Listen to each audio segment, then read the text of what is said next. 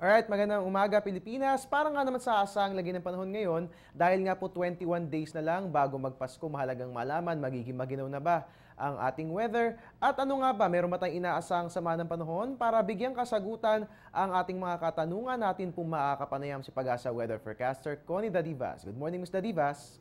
Yes, good morning din sa iyo, Harry. Alright, Ms. Dadivas, meron bang weather disturbance na nagbabadyang mabuo o pumasok sa Philippine Area of Responsibility? And if wala, hanggang kailan magpapatuloy ang pagiging bagyo-free ng ating bansa? Sa ngayon po, wala tayong nakikita ang anumang sama ng panahon na makakaapekto sa labas at sa loob ng Philippine Area of Responsibility, pero meron tayong tinatawag na tail end of a cold front.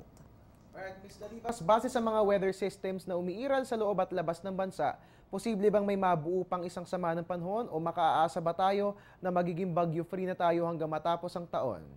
For this week po, sa nakikita natin, magiging maganda ang lagay ng panahon. Wala tayong inaasahang mabubuo or papasok na bagyo or anumang sama ng panahon.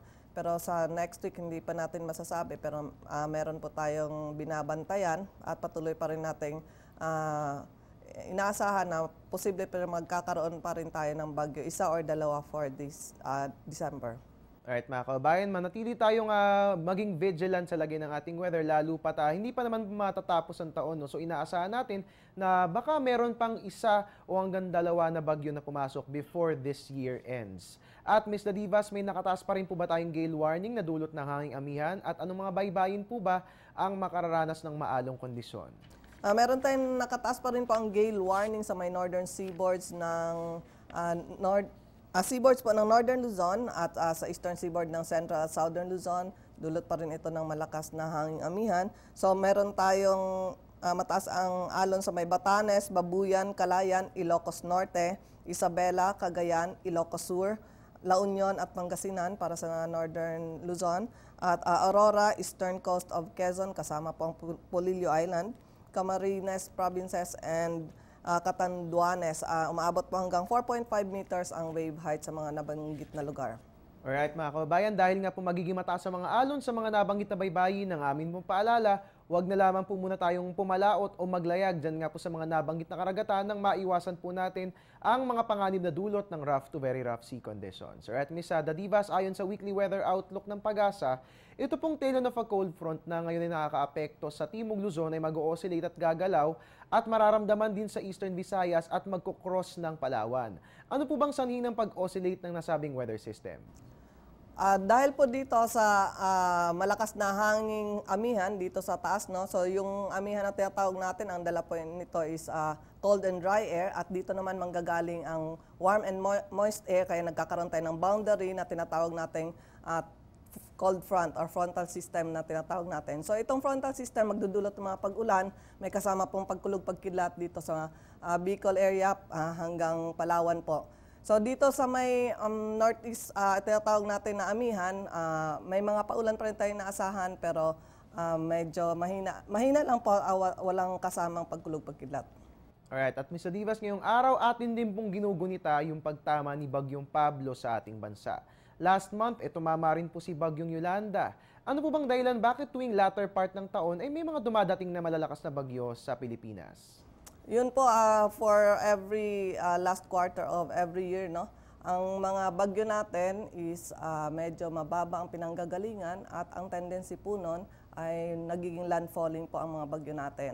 So kaya po nakakaranas tayo ng mas malakas na, pakiramdam natin mas malakas ang mga bagyo dahil po ito ay landfalling at mas madalas ganitong season galing po sa mababa at mas malayo po ang pinanggalingan niya. So mas marami siyang lakas na naiipon galing sa karagatan. Alright, Ms. Dadivas, bilang Panguli, ano pong aasahang lagay ng panahon ngayong araw na ito ayon sa 5 AM weather forecast ng Pag-asa and last few reminders po para sa ating mga kababayan given a set weather conditions? Dito po sa Northern Luzon, meron tayong cloudy skies na may mahinang mga paulan, and then dito sa Kabikulan at sa part ng Central Luzon dahil po sa tail end of a cold front, meron tayong inaasahang mga mahinang hanggang sa katamtamang mga pag-ulan at may kasamang pagkulog pagkidlat. Samantala sa Metro Manila po, kasama ang ibang part ng Southern Luzon, Cavite at Mindanao, magiging maganda ang lagay ng panahon, bahagyang maulap lamang, pero asahan pa rin ang mga pulupulong pag-ulan o pagkulog pagkidlat. Alright, maraming salamat Ms. Nadivas. Last few reminders po para sa ating mga kababayan. Ngayong maganda naman po ang ating panahon na aasahan for today. Patuloy pa rin po tayong subaybayan natin ang update ng lagay ng panahon dito po sa Panahon TV at lagi pong mag-iingat at ngayon po taglamig na po lalo na dito sa Luzon. Alright, maraming salamat Ms. Nadivas at mga kababayan, atin pong nakapanayam si Pag-asa Weather Forecaster, Connie Dadivas. Magbabalik po ang ating ulat panahon makalipas ang isang paalala. Teng, ang package. Ma'am, sabi ng Air 21 on the road na. Ano, Teng? Ang package. Ma'am, sabi ng Air 21 na receive na. Okay, very good. Basta padala, sagot ka ng Air 21. May real-time delivery updates via text para worry-free ka. Teng, ang package, napadala mo na? Yes, ma'am, sa Air 21. Sa Air 21, sagot ko, padala mo. At yan po muna ang latest mula rito sa Pag-asa DOST. Para mag-update tayo palagi sa lagay ng ating weather, please like our Facebook page, panahon.tv, or you can also follow us on Twitter at Panahon TV. And of course, welcome lahat sa ating website.